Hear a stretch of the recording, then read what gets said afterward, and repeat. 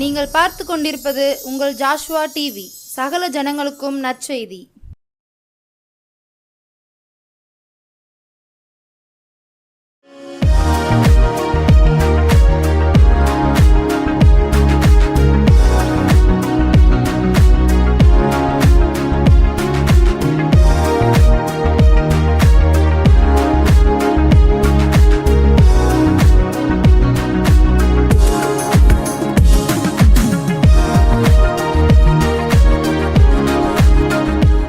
ஹல்லேலூயா. இந்த Joshua TV மூலியமாய் இந்த சுவிசேஷ நேர நிகழ்ச்சி மூலியமாக உங்களை சந்திப்பதில் மிகுந்த மகிழ்ச்சி அடைகிறேன்.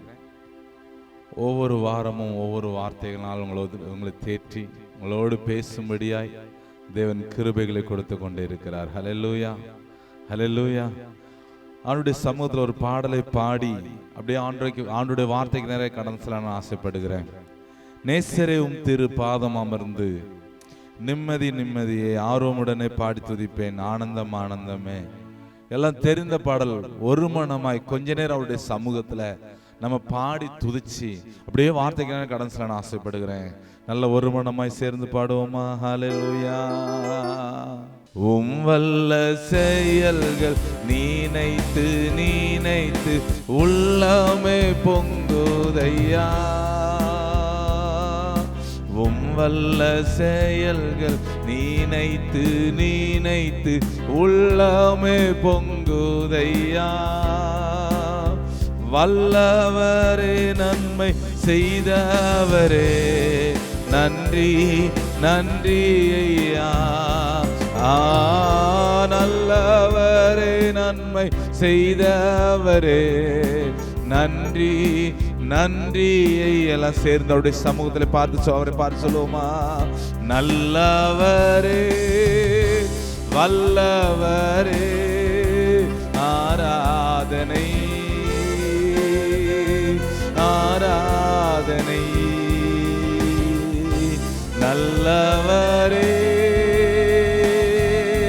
வல்லவரே ஆராதனை ஆராதனை. பலியான செம்மறி பாவங்கள் எல்லாம் சுமந்து தீர்த்தவர். அவரை பார்த்து சொல்லுவோமா? பலியான செம்மறி பாவங்கள் எல்லாம் சுமந்து தீர்த்தவரே. பரிசுத்த இரத்தம் எனக்காக அல்லோ பாக்கியம் பாக்கியமே. பரிசுத்த இரத்தம் எனக்காக அல்லோ பாக்கியம் பாக்கியமே. பரிசுத்தரே படைத்தவரே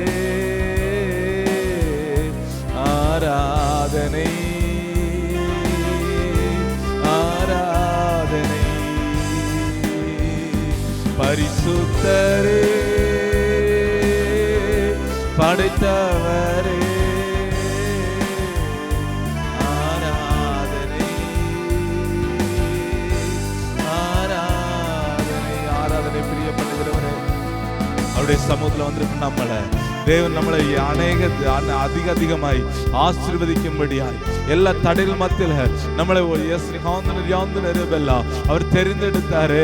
அவரை பார்த்து நம்ம சொல்ல போகிறோம், அடைக்கலமே உண்மை ஆராதிக்கிற ஆண்டவர்னு சொல்லுங்க. வாய் திறந்து அடைக்கலமே உண்மை ஆராதிக்கிறோம்ப்பா, அடைக்கலமே உண்மை ஆராதிக்கிறோம்னு சொல்லி அவருடைய சமூகத்துல நம்ம பாடுவோமா? ஹல்லேலூயா. அடைக்கலமே அதிசயமே ஆராதனை ஆராதனை. அவரை பார்த்து படைத்தவரே பரிசுத்தரே ஆராதனை ஆராதனை. நல்ல ஒரு மனமாய் பரிசுத்தரே. அவரை பார்த்து சொல்லுங்களேன், பரிசுத்தம் இல்லாமல் ஒருவனும் தேவனை தரிசிக்க முடியாது. அவரை பார்த்து நம்ம சொல்லுவோம், பரிசுத்தரே ஆராதனை, படைத்தவரே உம்மை ஆராதிக்கிறோம் சொல்லுகிற பிள்ளைகள். அல்லேலூயா. எங்களுடைய கண்ணீரை கண்டவரே, எங்களுடைய கண்ணீருக்கு ஒரு பதிலை கொடுத்தவரே உம்மை ஆராதிக்கிறோம் சொல்லுகிற பிள்ளைகள் உள்ளத்தின் ஆழத்துல சொல்லுவோமா? எங்க நான் கலங்கி நிக்க நேரத்துல எங்களை தேடி வந்தீங்களா ஆண்டவரே, உமக்கு நன்றின்னு சொல்லுகிற பிள்ளைகள் உள்ளத்தின் ஆழத்துல இருந்து அவரை பார்த்து, பரிசுத்தரே படைத்தவரே ஆராதனை ஆராதனை, பரிசுத்தரே படைத்தவரே ஆராதனை ஆராதனை. ஆமென். ஏசப்பா, கொஞ்ச நேரம் பாடணும், துதிச்சு உம்முடைய பிரசன்னம் இறங்கி வந்தது ராஜா. மீத நேரத்தை நீங்க பொறுப்பேற்று எடுத்துங்கப்பா. அடின மறைத்தினர் வெளிப்பட போற தயவுக்காய் ஸ்தோத்திரிக்கிற ஆண்டவரே, இதை பார்த்து கொண்டிருக்கிற பிள்ளைகளுடைய வாழ்க்கையில தேவன் அற்புதத்தை அதிசயத்தை செய்து நீங்க நடத்த போற தயவுக்காய் ஸ்தோத்திரம். உம்முடைய கரத்துல ஏசப்பா அந்த பிள்ளைகளை ஒப்பு கொடுக்கிறப்பா. இந்த பிள்ளைகள் நீர் அதிசயமா நடத்துங்கப்பா. நீர் மாத்திரமே பிள்ளைகளுக்கு உதவி செய்யுங்கப்பா. நீரே உம்மை நோக்கி பார்த்த முகம் பிரகாசம் அடைந்தது. உம்மை நோக்கி பார்த்த முகம் வெக்கப்பட்டு போனதில்லை.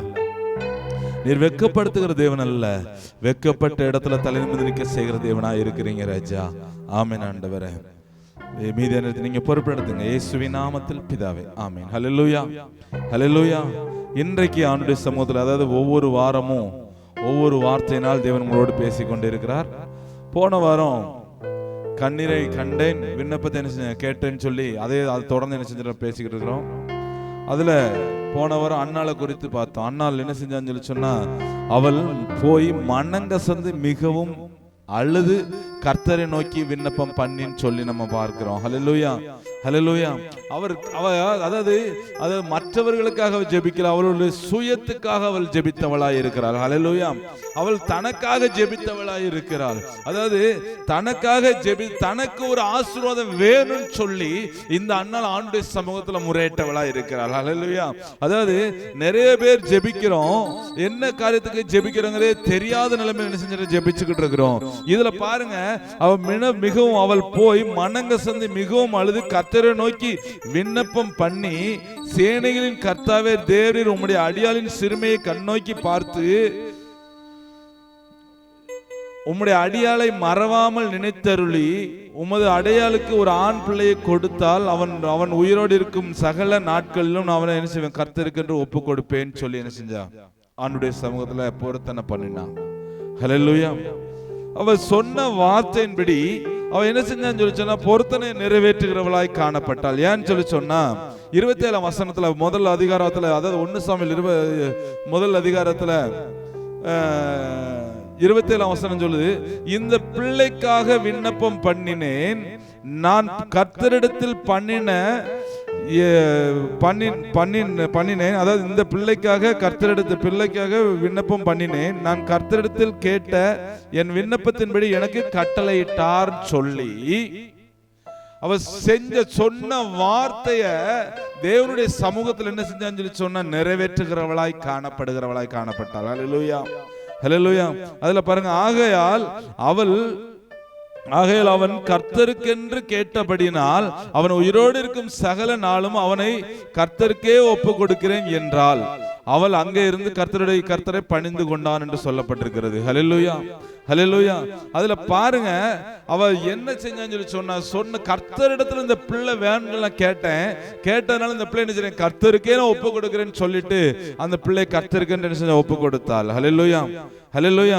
ஏன் சொல்றேன்னு சொல்லி சொன்னா, நீங்க செய்கிற காரியத்தை, நீங்க எந்த காரியம் ஆண்டுடைய சமூகத்துல பொருத்தனை பண்ணிருக்கிறீங்களோ, பண்ணின பொருத்தனை நீங்க உண்மையும் உத்தமமா நிறைவேற்றும் பொழுது உங்க வாழ்க்கையில தேவன் பெரிய அதிசயத்தை செய்கிறவராய் இருக்கிறார். ஹல்லேலூயா.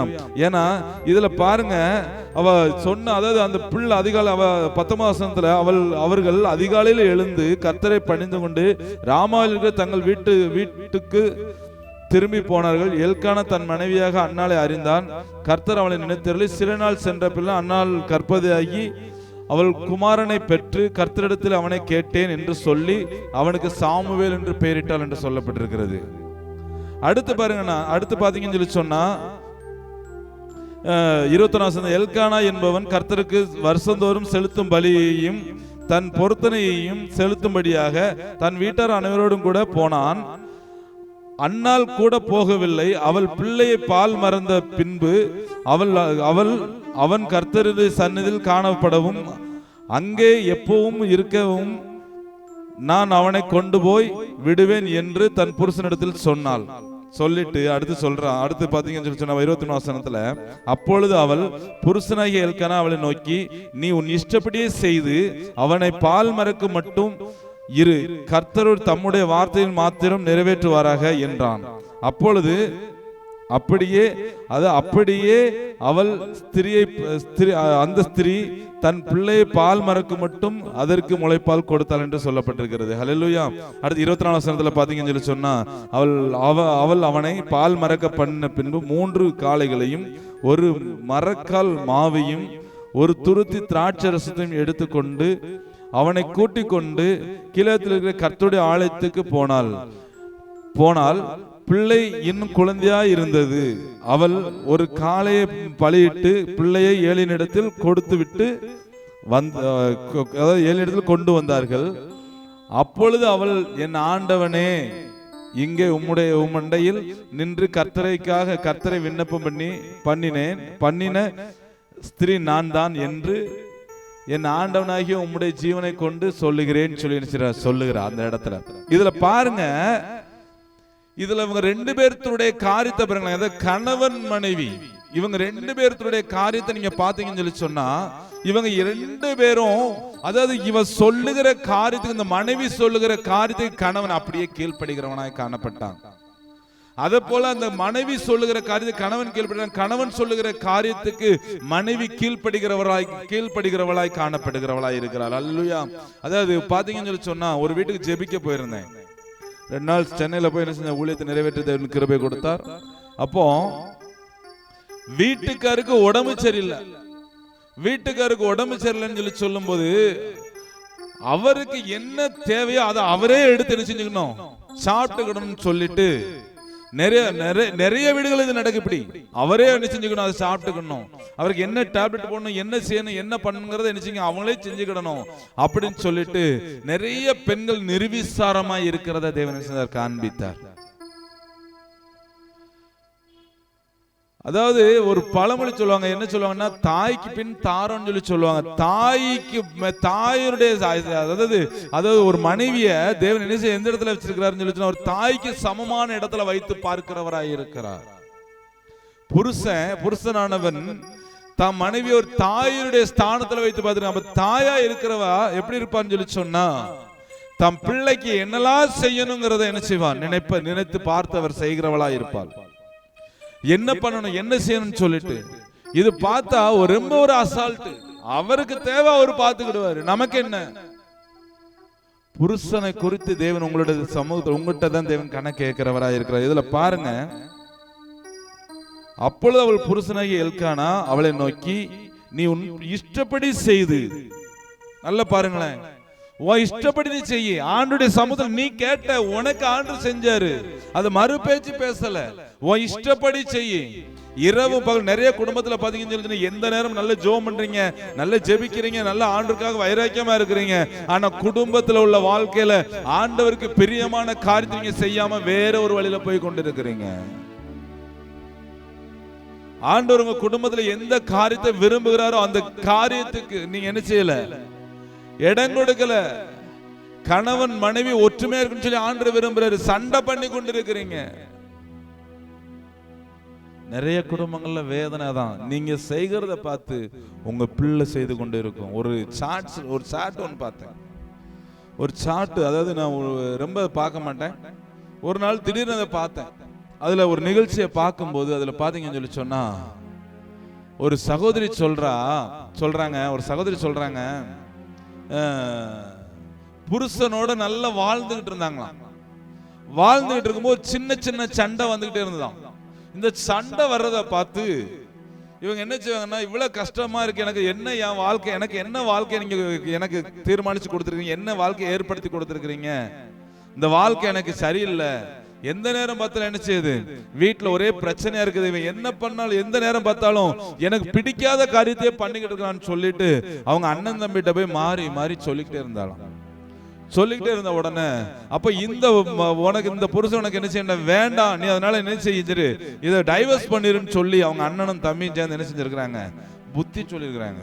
அப்போ நான் உனக்கு ஆயுசு நாள் ஃபுல்லா நான் உங்க கூட இருப்பேன், நீ கவலைப்படாத, இவன் உனக்கு வேண்டாம், நீ என்ன செஞ்சிரு, டைவர்ஸ் பண்ணிருன்னு சொல்லி சொன்ன உடனே அண்ணன் தம்பி நமக்கு உதவி செய்வாங்கன்னு சொல்லிட்டு இந்த சகோதரி என்ன செஞ்சாங்களாம் தெரியுமா, போய் என்ன செஞ்சாங்களாம், கோர்ட்ல ஒரு வக்கீலை பார்த்து இந்த கணவன் வேண்டான்னு சொல்லி டைவர்ஸ் பண்ணிட்டாங்களாம். டைவர்ஸ் பண்ண உடனே அப்போ அண்ணனுக்கும் திருமணம் ஆகல, தம்பிக்கும் திருமணம் ஆகல, டைவர்ஸ் பண்ணிட்டாங்க. டைவர்ஸ் பண்ண உடனே கொஞ்ச நாள்ல அண்ணனுக்கு திருமணம் ஆகுது, அடுத்து தம்பிக்கு திருமணம் ஆகுது. அவங்க வீட்டுல இருந்தாங்க. அவங்க வீட்டுல நடக்கிற காரியத்தை பத்தி நீ வெளியில போன அவங்க சொல்லவே இல்லையா, ஆனா அவங்க சொல்லாமலே இவங்க என்ன செஞ்சுட்டாங்க, வெளியில வந்துட்டாங்களாம். வெளியில வந்த உடனே தான் புருஷன் எவ்வளவு கஷ்டமா இருந்தாலும் சரி, என்ன நிலைமையில இருந்தாலும் சரி, என் புருஷன் என்ன செய்வான், எனக்கு ஆதரவு கொடுப்பான்னு சொல்லிட்டு டைவர்ஸ் பண்ண புருஷனை தேடி போனாலாம். டைவர்ஸ் பண்ண புருஷன் அடுத்து ஒரு திருமணத்தை பண்ணிட்டு அந்த அந்த குடும்பத்தோட அவன் சந்தோஷமா இருந்தானா. என் புருஷன் அதாவது மற்றவருடைய அந்த சகோதரி சொன்ன ஒரு வார்த்தை, டைவர்ஸ் பண்ணணும்னு சொல்லிட்டு நான் அப்படி ஓடிக்கிட்டு அலைஞ்சேன், ஆனா நான் என் புருஷனை விட்டு வந்ததுக்கு அப்புறம் தான் தெரியுது, நான் என்ன கஷ்டப்பட்டாலும் என் புருஷன் கையினால ஒரு வாய் சாப்பாடு வாங்கி சாப்பிட்டுட்டு நான் சந்தோஷமா இருந்திருக்கலாம். இன்னைக்கு அவனே விட்டுட்டு என் அண்ணன் தம்பி பேச்சை கேட்டு என் வாழ்க்கையை சீரழிச்சு ஒரு நேரம் சாப்பாட்டுக்கு நான் படுற கஷ்டத்துக்கு ஒரு அளவே இல்லாம இருக்குதுன்னு சொல்லி அந்த சகோதரி புலம்புனாங்க. நிறைய பேருடைய வாழ்க்கையில குடும்பத்துல பாத்தீங்கன்னு சொல்லி சொன்னா, புருஷனுடைய சத்தத்துக்கு செவி கொடுக்கறது இல்ல, புருஷனானவன் மனைவியுடைய சத்தத்துக்கு செவி கொடுக்கறது இல்ல. நீங்க ஆண்டுடைய சமூகத்துல இன்றைக்கு சொல்லுங்க, ஏசப்பா நாங்க உமக்கு பிரியமான வாழ்க்கை வாழணும் ஆண்டவரே, எங்க குடும்பத்தை பிரிக்கணும்னு சொல்லி நினைக்கிற மூன்றாம் நபருடைய ஆவிகள் எல்லாம் வெளியேறணும்னு சொல்லி ஆண்டுடைய சமூகத்தில் என்ன செய்யுங்க, சொல்லுங்க. அதாவது எங்களுக்கு கொடுத்து எங்களை குறித்து நீர் வைத்திருக்கிற திட்டம் எங்களுடைய வாழ்க்கையில் நிறைவேறணும் ஆண்டவரே, எங்களை நடத்துங்கப்பான்னு சொல்லி நீங்க ஆண்டவருடைய சமூகத்தில் என்ன பொருத்தனை பண்ணீங்களோ பொருத்தனை நிறைவேற்றி ஜெபிங்க. உங்களுடைய வாழ்க்கையில தேவன் பெரிய காரியத்தை செய்கிறவராய் இருக்கிறார். அதான் சொல்லப்பட்டிருக்கிறது, அண்ணால் என்ன செஞ்சாலாம், அவள் போய் மனங்கசந்து மிகவும் அழுது கர்த்தரை நோக்கி விண்ணப்பம் பண்ணின்னு சொல்லி பார்த்தோம். ஹல்லேலூயா, ஹல்லேலூயா. இந்த அன்னாளுடைய கண்ணீரை அவர் கண்டவராய் இருக்கிறார். அன்னாளுடைய கண்ணீரை அவர் கண்ட தேவனாய் இருக்கிறார். அதே போல குடும்பம் பிரியக்கூடிய நிலைமையில உங்களுடைய வாழ்க்கை இருக்கலாம். அந்த வாழ்க்கையை தேவன் என்ன செய்யறாரு, பிரிந்த குடும்பத்தை இணைக்க போகிறார். ஹல்லேலூயா. நிர்விசாரமா நீங்க செஞ்ச தவிர ஆண்டுடைய சமூகத்துல மனங்கசந்து என்ன செய்யுங்க, ஒப்பு கொடுங்க. உங்க வாழ்க்கையில தேவன் உங்களுடைய வாழ்க்கையை திரும்ப கட்டுவாருங்கிறத நான் நம்புகிறேன், நான் விசுவாசிக்கிறேன். நீங்களும் நம்புங்க. உங்க வாழ்க்கையில தேவன் பெரிய காரியத்தை செய்கிறவராய் இருக்கிறார். ஹல்லேலூயா. யாரும் தலைகளை தாழ்த்தி ஜெபிப்போம். ஸ்தோத்திரிக்கிற ஆண்டவரே, உடைந்து போன என்னை உருவாக்கியே, உடைந்து போன என்னை உருவாக்கியே, விலையேற பெற்றவரே, என்னையாளும் பரிசுத்தரே, பெற்றவரே, வினையாளும் பரிசுத்தரே, ஆராதனை ஆராதனை ஆராதனை ஆராதனை, என் செல்லம் நீங்கதான் ஏசை. அவரை பார்த்து சொல்லுமா, என் செல்வம் நீங்கதான் ஏசையா, என் செல்லம் நீங்கதான் ஏசையா, என் செல்வம் நீங்கதான் ஏசையா. பாவியான என்னை நேசித்தீரே, துரோகியான என்னை அனைத்தி. அவரை பார்த்து சொல்லுமா, பாவியான என்னை நேசித்தீரே. துரோகியான என்னை ஆணைத்தீரே. விலையேற பெற்றவரே, என்னையால் பரிசுத்தரே. விலையேற பெற்றவரே, என்னையால் பரிசுத்தரே. ஆராதனை ஆராதனை ஆராதனை ஆராதனை. என் செல்லம் நீங்கதான் ஏசையா, என் செல்வம் நீங்கதான் ஏசையா. பாவியான எங்களை தேடி வந்த தேவன் ஆண்டவரே, குடும்ப வாழ்க்கை என்னன்னு சொல்லி தெரியாத நிலைமையில் அநேகர் வாழ்ந்து கொண்டிருக்கிறாங்கப்பா. ஒருத்தருக்குள்ள ஒருத்தர் விட்டு கொடுக்க முடியாத நிலைமையில் நிறைய பேர் வாழ்ந்து கொண்டிருக்கிறாங்க ஆண்டவரே. அவசரப்பட்டு தேவையில்லாத காரியத்தை செஞ்சுட்டு கடைசியில மாற்றம் முளைக்கிறாங்க.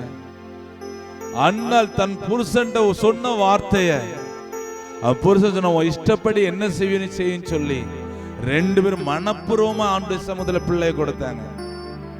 நீங்க ரெண்டு பேரும் மனப்பூர்வமா ஆண்டுடைய சமூகத்துல மாறுகளை என்னை மாற்றுங்க ஆண்டவரேன்னு சொல்லி ஆண்டுடைய சமூகத்துல சொல்லுங்க. நிறைய குடும்பத்துல கணவனுக்கு தெரியாம மனைவி செய்கிறது, மனைவிக்கு தெரியாம கணவன் செய்கிறது. இப்படிப்பட்ட காரியங்கள் நிறைய குடும்பத்துல காணப்படுகிறது. ஆண்டவரே, கணவன் மனைவிக்குள்ள நாங்க எந்த ஒளிவுமறை இருக்கக்கூடாது ஆண்டவரே.